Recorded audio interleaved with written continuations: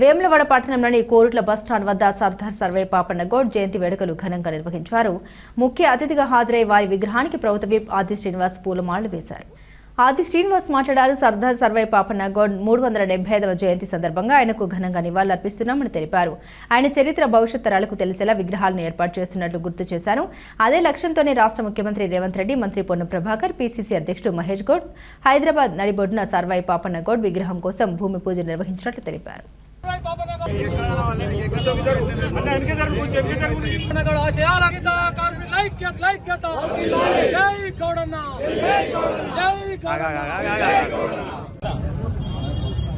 సర్దార్ సర్వై పాపన్న గౌడ్ గారి జయంతి సందర్భంగా వేములవాడ పట్టణంలో వారికి ఘనంగా నివాళులర్పించడం జరిగింది.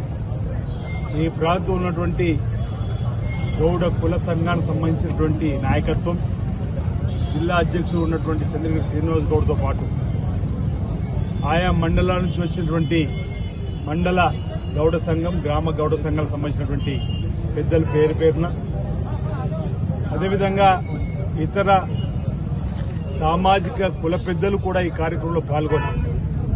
వారికి ఘనంగా పట్టణ ప్రముఖులు కూడా నివాళులర్పించేటువంటి సందర్భంలో వారి సేవలు ఈ ప్రభుత్వం కూడా గుర్తించి బీసీ సంక్షేమ శాఖ మంత్రులు ఉన్నటువంటి పొన్నం ప్రభాకర్ గౌడ్ గారు, పీసీసీ అధ్యక్షుడుగా మహేష్ కుమార్ గౌడ్ గారు ఈరోజు సర్వై పాపన్నకు సంబంధించినటువంటి విగ్రహాన్ని కూడా హైదరాబాద్ నడిబొడ్డును ఏర్పడేసే కార్యక్రమంలో వారు స్వయంగా పాల్గొనడం, మంత్రివర్గంలో ఉన్నటువంటి పెద్దలు కూడా పాల్గొనడం ఈ చరిత్రను మరింత ముందుకు తీసుకుపోవడానికి కోసం ఉపయోగపడుతుందని చెప్పిన భావన సందర్భంగా నేను వ్యక్తం చేస్తూ మరి పాపన్న గారి చరిత్రను చదివితే ఆ రోజు గడీలకు వ్యతిరేకంగా, గడీల పరిపాలనకు వ్యతిరేకంగా, ఆనాటి మొఘలు సామ్రాజ్యానికి వ్యతిరేకంగా తనకు తాను ఈరోజు పేదరికం ఉన్నటువంటి వారందరూ కూడా సైన్యంలాగా చేసుకొని ఎదురొడ్డినటువంటి దీశాలి పోరాడినటువంటి ఆ మహానాయకుడు ఈరోజు స్మరించుకుంటూ వారి ఆలోచన విధానాన్ని మనం ముందుకు తీసుకొని పోదామన్న మాట ఈ సందర్భంగా ఇక్కడ ఉన్నటువంటి